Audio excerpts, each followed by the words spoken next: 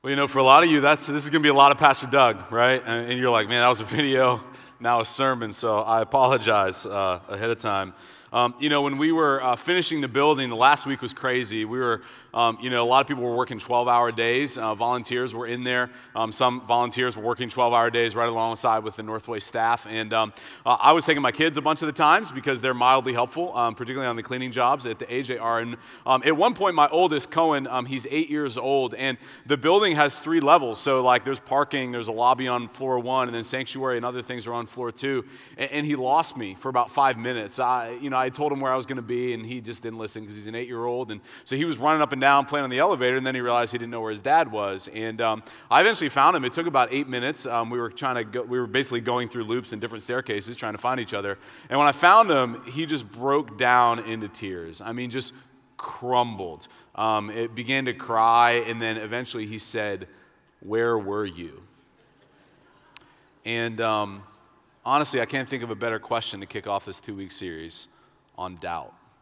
Where were you? A question that we often ask to our Heavenly Father, to God. We talked about this question last week. All of our campuses had live sermons as we ended our last series, You Make Me Brave. We talked about this fear that God isn't going to show up, that there's going to be, and for many of you, it's happened in your life. There's this fear that God isn't going to show up. And where is God when you need Him most? What about when you're crying out to your Father, where were you, and you can't find Him? So this week we're going to start a 2-week series on reasonable doubt. We've been working on this series for a number of weeks, and today, in this sermon, we're going to hear from Jesus, C.S. Lewis, Joel Osteen, Mother Teresa, Oprah, and Taylor Swift. Basically the greatest minds. C.S. Lewis wrote a little essay in the 50s called God in the Dock. In the British court system, the dock is where the accused sits to defend himself. The ancient man, C.S. Lewis says, approached God or even the gods as the accused person approaches his judge. But for the modern man, the roles are reversed. He is the judge. God is in the dock. Man is quite a kindly judge. If God should have a reasonable defense for being the God who permits war, poverty, and disease, He is ready to listen to it. The trial may even end in God's acquittal. But the important thing is that man is the judge and God is the accused. Let me just ask a question. Is that the proper way to approach God? Is that the proper way to go to God with our doubts? Is that reasonable of us to approach God that way? One of my other sons, his name is Penn, and Penn is about 2.5 years old, and he's at that really endearing, cute stage where he's beginning to add words to his vocabulary, such as the word why. So, Penn, it's time to go get Tavin from preschool. Why? Because we have to give him a ride. Why? Because he can't drive. Why? Because he's 16. Why? Because he was born 5 years ago, not 16 years ago. And it goes on and on and on, right? And what is endearing and very cute and a normal part of his development quickly becomes what? Obnoxious and annoying. And for some, and maybe this is you, we've been told that doubt early on in our Christian journey, when we're trying to find Jesus, it's cute and it's endearing, and that's okay. It's a normal part of your spiritual development. But later in life, doubt, some of us have been told, is obnoxious. And it's unfaithful, and frankly, you're asking too many questions. And you just need to trust and believe and suck it up and grow up in the faith. And so we come to God with these questions, where were you and why? And these questions are connected to most of our doubts. And our question today is, what's the right posture for handling them? How do we approach God? Do we approach God as the accused, expecting Him to defend Himself against our questioning? Or do we just need to trust and believe and suck it up and have a little bit more faith and grow up? Think about this. You'd be hard-pressed to find a better modern example of a heroine of the faith than Mother Teresa, right? I mean, this short, little, godly woman who devoted her life to caring for the poor and following her Savior and Lord Jesus Christ, going to parts of the world that many of us wouldn't even want to go through. And you would look at her and you would say, well, surely she never had doubts or wrestled with her faith. I mean, Mother Teresa had a direct line to God. Yet, years after she died, someone published some letters that she had written to people around the world, people who had written in questions to her, sharing things they were struggling with, and she wrote them back. And we pick up in some of these letters that this modern-day saint had some incredible doubt in her life. Writing in one letter to Reverend Michael Vanderpeet, she says this: "Jesus has a very special love for you. As for me, the silence and the emptiness is so great that I look and do not see, I listen and I do not hear." It's from Mother Teresa. Joel Osteen is different than Mother Teresa. We'll just leave it at that. He was on Oprah a few years ago, and Oprah asked him about that very letter from Mother Teresa. She said to him, "Even Mother Teresa had moments where she doubted and questioned her faith. What about you, Pastor Osteen?" And he said, "I don't really believe that I ever have had any doubt, even in difficult times." And Oprah pressed him, "So you never have doubted?" And he said, "No." So is doubt a reasonable expectation in the life of the faithful, or is it a faithless exercise for those who don't have the bright, shiny outlook on life that Joel does? You know, if you read the entire Bible, one of the clearest arcs of the scriptures is that God's people go through seasons of doubt before, as, and after they come to the faith. One of the best examples is Psalm 44. It's a classic lament psalm, which means it has 5 sections. It begins with an address to God, and then it moves to a lament, and then there's 3 other sections. But in the address, it begins, verse 1, "We have heard with our ears, O God. Our ancestors have told us what you did in their days, in days long ago. With your hands you drove out the nations and planted our ancestors. You crushed the peoples and made our ancestors flourish. It was not by their sword that they won the land, nor did their arm bring their victory. It was your right hand, your arm, in the light of your face, for you loved them." The psalmist goes on for several more verses, talking about how to use our language. Awesome God has been. For 8 verses, this address to God sounds very much like Joel Osteen. I mean, if this psalm was read with a background track behind it for emotional appeal, there would be a kids' choir singing, "My God is so big, my God is so mighty, there's nothing my God cannot do." It's just me. For 8 verses, this psalm goes on to address all the ways that God has been awesome, all the incredible things he's done for their forefathers. But then there's verse 9. And this begins the lament, the complaint to God. But now. Those things aren't true anymore, they're saying. But now you have rejected and humbled us, and you no longer go out with our armies. And at this point, the psalm takes a turn, and it sounds a lot more like Mother Teresa than Joel Osteen. The psalmist uses the words over the next 16 verses like rejected, humbled, devoured, scattered, reproached, reviled, scorned, forgotten, and crushed to describe their journey with God. This is common lament vocabulary. And this "but now" serves as the transition from addressing God with how he's maybe been in the past, but now this is what we're experiencing, as we're asking, where are you and why? It's twice the length of the address. 16 verses of complaint versus 8 verses of God, you're awesome. I just have to say this and ask this question. Doesn't it feel like sometimes in our life we've got twice as many doubt-filled questions for God as we've got faith-filled remembrances of what he's done? I mean, how quickly can "my God is so big" become "my God isn't there" or "my God is confusing"? Where were you? Why?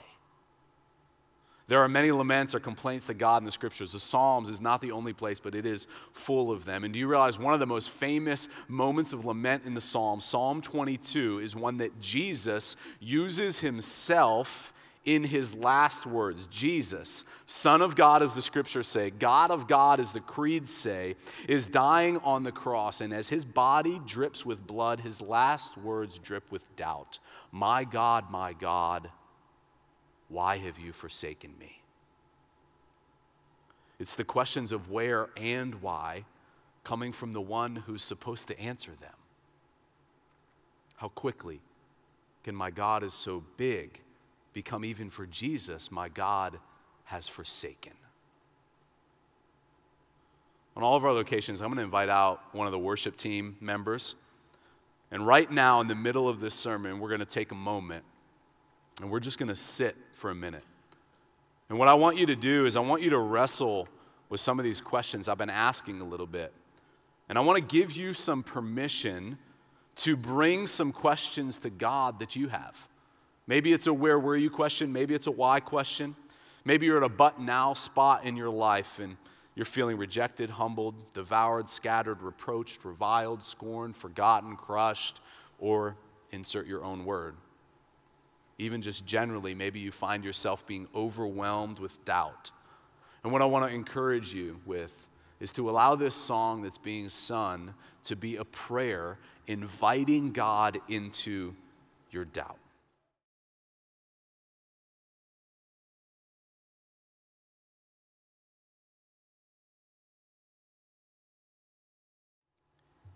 And what I want to attempt to do for the rest of this sermon, and even the sermon next weekend, is to help you have that conversation with Jesus.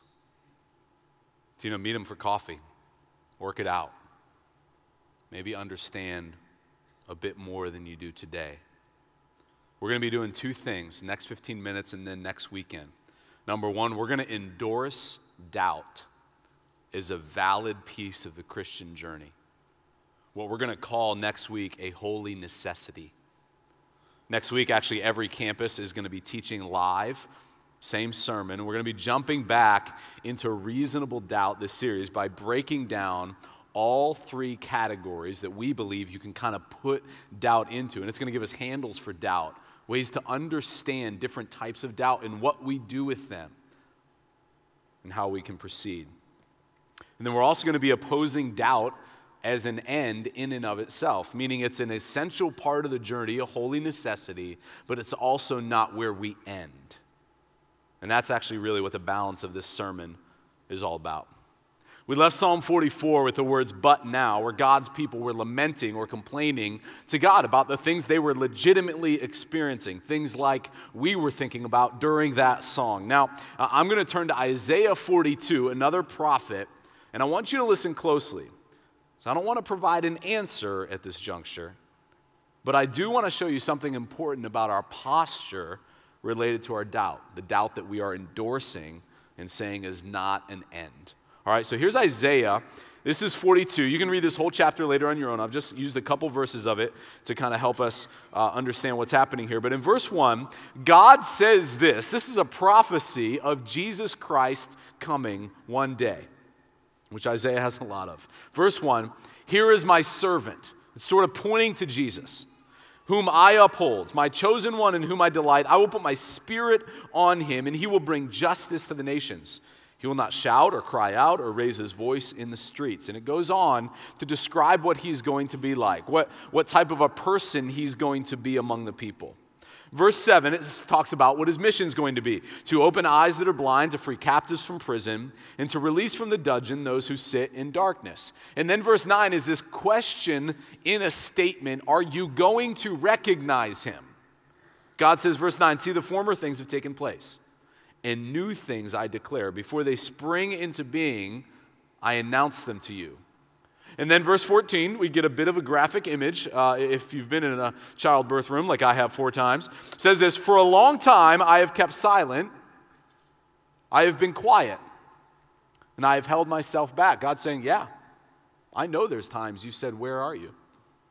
But now, God says, like a woman in childbirth, I cry out, I gasp, and I pant. God is saying, using this analogy, that he is going to bring new life. And he uses the same phrase, but now. I know this is what you're feeling, but now here's what's coming: your Savior. In verse 16, I will lead the blind by the ways they have not known. Along unfamiliar paths I will guide them. I will turn the darkness into light before them and make the rough places smooth. God says, these are the things I will do. These are my answers to your questions. I will not forsake them. But, verse 17, those who trust in idols, who say to images, you are our gods, will be turned back in utter shame. So God answers their but now lament with a but now promise. And God's posture is not to oppose our questions and our doubts, but rather he points us here to his son, Jesus. And as this happens, notice the true nature of our position, which is going to become clear as we get into some passages with Jesus. God is the question asker. He's the one asking questions. He's not the accused one. We are the accused. Those who did not have the luxury of speaking with Jesus struggle with this. But so do those who knew Jesus. Those who interacted with Jesus just because they were in front of him and he was God right in their midst, it wasn't automatic that they had the exact correct posture, that they understood who he was. Even those around Jesus had doubts and questions for him. And they came to him with their questions. But in almost every instance, Jesus becomes the questioner. I'm going to show you two stories. These are a little bit obscure stories, not stories we often talk about, but I think they're really interesting and essential. First one's in Matthew 21, verse 23. When Jesus entered the temple, the chief priests and the elders of the people came up to Jesus as he was teaching them and said, by what authority are you doing these things, and who gave you this authority? Let's stop there for a second. What are they asking him? They're saying, who in the world are you to be acting like this and saying things like that? I mean, unless you are someone that we don't know, you can't tell us to do that. You can't prove it, and you can't impose these things on me. You need to prove yourself. Who are you? I just have to say, how quickly does God, where were you, become God? Who are you? You have no rights here. You're the accused. But Jesus answers them, and he's going to question them. He says, I will ask you one question. And if you tell me the answer, then I also will tell you by what authority I do these things. The baptism of John, he's talking about John the Baptist, from where did it come? From heaven or from man? Jesus says, no. You're not the questioners. I'm the questioner. You're the accused. So here's a question for you. And it says this, they discussed it among themselves, saying, well, if we say from heaven, he'll say to us, why then did you not believe him? But if we say from man, we're afraid of the crowd, for they'll all hold that John was a prophet. So they answered Jesus, we don't know. And he said to them, then neither will I tell you by what authority I do these things. They are unable to answer Jesus' question. And the reason is that they have set themselves up as the judge. It's not the proper position. They've come to a place of posture where they feel that Jesus is violating their religion and their way of life. He's saying things that oppose how they've been living. And he's saying things that oppose what they have come to believe are true.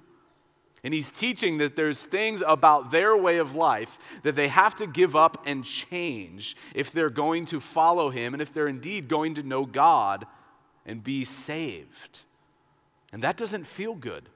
Not to them, not to us.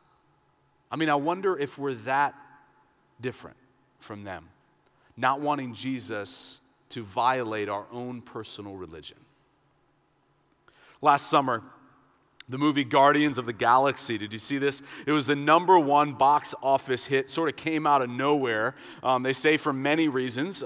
One was that there weren't a lot of great movies last summer, but I think it also had a lot to do with the song that they resurrected from 1974 by Blue Swede, right? The song starts, ooga chaka, ooga chaka, ooga, ooga, ooga chaka, right?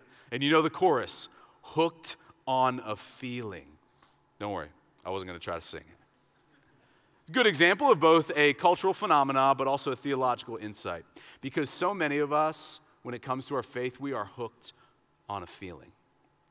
And when it doesn't feel good, we are no longer hooked on God, Jesus, or Christianity. A few years ago, a sociologist studying American Christianity, he coined a new phrase in his research based upon a particular religion that he was discovering is one of the most dominant religions in America. Some people call it Christianity, but it's not. He called it moral therapeutic deism. It's a belief system built around being hooked on a feeling. And he said it has these three basic tenets to it, based on his research with people who called themselves Christians. We believe that a God exists who created and ordered the world and watches over human life on earth. That number two, God wants people to be good, nice, and fair to each other, as taught in the Bible and by most world religions. And number three, the central goal of life is to be happy and to feel good about oneself. I mean, I don't know about you, but I read that, and I know that in my own life, I struggle with believing those things, particularly the third point. Doesn't God just want me to feel good and to be happy? We've wondered where God is with our but nows, but now he arrives in the person of Jesus, and in front of them and us, he begins to speak and teach things that violate the feeling we've grown so used to running our lives. And we wonder no longer, where are you? But who are you to tell me I should do that? Who are you to say that's wrong or that's right? And we take the posture of a judge, and we expect God to take the posture of being accused. You know, in the beginning of God's relationship with humanity, back in the garden, we see the same thing, right? God, who are you to tell me to not eat this fruit? And our representatives, they chose idolatry. They chose making themselves a god, and the consequence of that original sin is immediate. They recognize their nakedness. They start scrambling around in the bushes trying to make clothes. They're filled with shame, and then they hide from God. And then God questions them. Genesis 3:9, where are you? Isn't it telling that one of our most basic questions of God is, where are you? Yet, his first question for us is, where are you? The proverbial fruit tastes good. And even though Jesus has come, we get hooked on a feeling of the great idol of me. And it leaves me hiding from God in shame. It leaves me forsaking a relationship with God and choosing what makes me happy, what seems right, what feels good. And when I turn to God like you do and like these people around Jesus do, and we say, God, who are you? We mean, who are you to violate my personal religion? But in reality, who's the accused? I am. We are. Who's the questioner? God is. Back to Isaiah 42, where we get that great but now promise that Jesus is going to come. We also get this warning, verse 17. But those who trust in idols, who say to images, you are our gods, will be turned back in utter shame. Our idolatry, church, keeps us in shame. And our idolatry can be as simple as making ourselves and our own personal religion and our own personal feelings God. That idolatry keeps us in shame, groping about in the garden, looking for something to cover us, hiding from the God who cries out, where are you? But thanks be to God, who is so gracious to play our silly games of hide and seek. We hide, he seeks. Here's another story of Jesus. This is the other one. Matthew 16, another group, very similar, probably a lot of the same people, they come to Jesus, the Pharisees and the Sadducees. To test him, they asked him to show them a sign from heaven. They want some kind of a sign that he's God. If you're going to say this stuff, you better prove that you are who you're claiming to be. This is really the same question as the other passage. God, where are you? Becomes God, who are you? If you can't prove to me who you are, I'm not changing a thing. I'm not listening. I'm not following. So Jesus answered them. Here comes the questioner again. When it's evening, you say it will be fair weather, for the sky is red. And in the morning it will be stormy today, for the sky is red and threatening. You know how to interpret the appearance of the sky, but you cannot interpret the signs of the times. An evil and adulterous generation seeks for a sign, but no sign will be given it except the sign of Jonah. So he left them and departed. Jesus says, wow. You know how to tell the weather, but you don't know how to tell whether I am God or not. You have no right to question me. You of all people should know. You hide from me, yet I seek you. You have no right to question me, yet I've always allowed it. I am the one who since the beginning has been asking where you are, and now you're asking me where I am, and I've fulfilled all my promises. I'm here, right in front of you, and you don't believe, you don't perceive. As Isaiah said, we would have to. And then Jesus recalls the idea of idolatry, and he says, you're an evil and adulterous generation. Jesus isn't being judgmental here. He's not being callous. He's not saying, if you have questions about me, you're being faithless. He's just calling it like it is. He's saying, you're so stuck on yourself. And Jesus tells them, you're adulterous. Doug, church, you are so full of yourselves that you are turning aside from a relationship with me when I have come here pursuing you. And so Jesus says, I'm not giving you a sign. I'm not going to do parlor tricks. I'm not going to do any close magic. You and everyone else will get the same sign and the same proof. He calls it the sign of Jonah. You know the story of Jonah and the fish, right? From kids' church back in the day. Jonah, for all intents and purposes, is dead for 3 days, and then for all intents and purposes is resurrected. Jesus will be dead for 3 days, and he will be resurrected. That's the only sign any of us are getting. Jesus is just describing reality.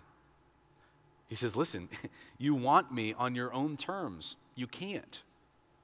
You have to become convinced through my death and my resurrection that I really am God. And if the cross and the resurrection can't do it, nothing else will.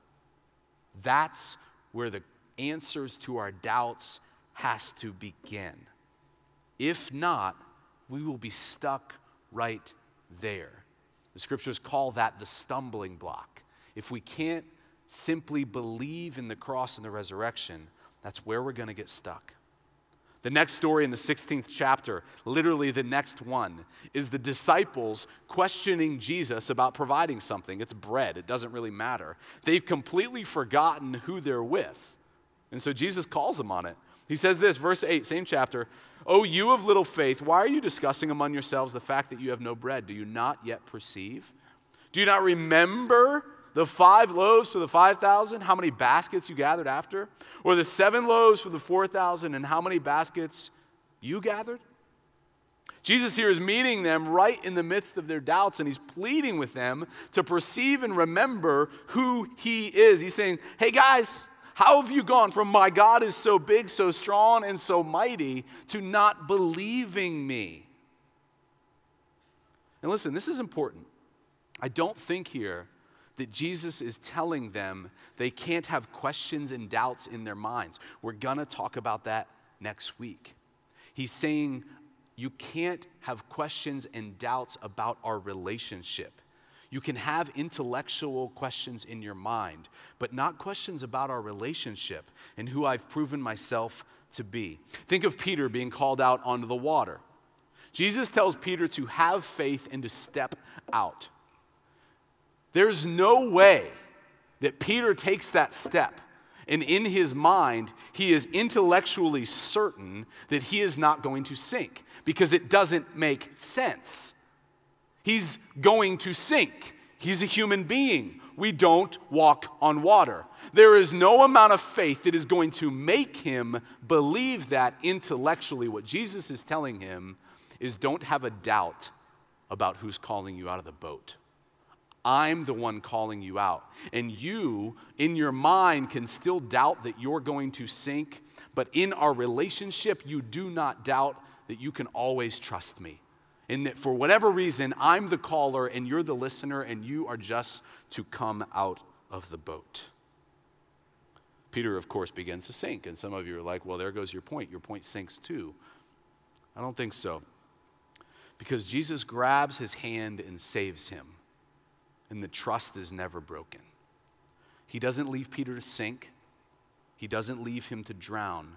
He reaches out his hand to save him and teach him and us a very important lesson, that we have to trust in him. That's where our journey to find answers for our doubts begins. In the very next story, his mind still dripping with the water, Jesus asks a question and Peter hears it. He says, "Who do people say that the Son of Man is?" And Peter, the almost drowned, remembers Jesus, who he's been, and how he reached out his hand and saved him. And he said, "I believe you're the Messiah. I believe you're the one we've been waiting for since Isaiah." And eventually Peter, if you know the story, he will see the sign of Jonah. Jesus dying 3 days in a tomb, resurrection 3 days later. Now some of you say, that's great for Peter, but not us. I don't get to see Jesus. I don't get to interact with him like that. He's not walking down the street where I can come around and listen to him. I want a sign from heaven. And if I don't have one, this is a pretty tough sell. Thomas, famously called Doubting Thomas, believed it was a pretty tough sell too.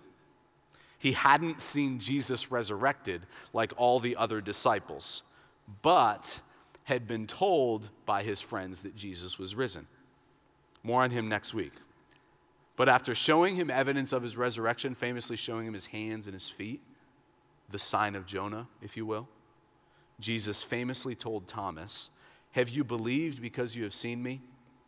Blessed are those," this is for us, "who have not seen yet have believed." Jesus says there's a blessing for those of us who do not physically see Jesus, which is everyone since he ascended into heaven. There's a blessing for us who become believers, who put our stake in the ground and say, it doesn't all make sense, but I'm going to start the journey because I trust relationally what I know of this Jesus. In October 1977 in Roswell, New Mexico, I'm not going to talk about aliens, a woman discovered what she believed to be the face of Jesus on a tortilla. Yeah, it kind of does look like Jesus. There have now been millions who have pilgrimaged there. There is a shrine and a church that has been set up to Jesus of the tortilla. And you just have to ask, why are we looking for God in tortillas? Because we're so hungry? Actually, yeah. It's because we are so hungry. Not for good Mexican food, which is nearly impossible to find in Pittsburgh. But we are hungry for answers to our God questions. Where and why? Yet God has clearly come in the person of Jesus Christ. As he died on the cross, and the only sign he would ever give, he stood with us in our doubt, crying, my God, why have you forsaken me?" And the night before he cried that, as he was in the garden, as the disciples sleep, we see Jesus praying and crying in anguish over what he must do on the cross, and he is doubting in the same way many of us wrestle with the faith and the cross. We'll talk a lot more about this next week. We're going to give you permission next week to doubt, but the beginning of doubt as being reasonable must be us sitting across the table from Jesus, meeting him for coffee to work it out. Jesus would tell you this, that when you doubt his presence in the darkness, if you listen closely, you'll hear him weeping in a garden the night before he dies for you. Jesus would tell you that when you're overcome with doubt and you feel unfaithful, when you struggle to believe, he gets it and he understands it because he felt the same way. Jesus would tell you that when he spoke to Thomas, that there is indeed a blessing for you if you believe the sign of Jonah and you believe in him. that everything he's doing on the cross, he's doing for you and for me, and that as our judge, he's going to come down from his judge stand, and he is going to take our punishment. And everything that he legally accomplishes on the cross, he legally accomplishes for us. So that when God looks at us, he sees the record of Jesus Christ, not the record of our own wrongs. But it's not just about legal ramifications, it's about love. Jesus would tell you throughout history, he loves us so much and so unconditionally and so faithfully that he will play our silly game of hide and seek. And he will play it with an incredible love that has no conditions. And I think Jesus might even quote Taylor Swift, "It's a love story, baby. Just say yes." It's not about having all the answers and having every single piece right in our minds. It's about a love story and saying yes to the relationship and then walking with a God who's happy to let you ask him questions as long as you'll be happy that he can ask you some. You know, wherever you're worshiping, I'm just going to invite your campus pastor, your campus leader to come up. And they're going to guide you through the next moments, and they're going to give you an opportunity to respond to this message tonight.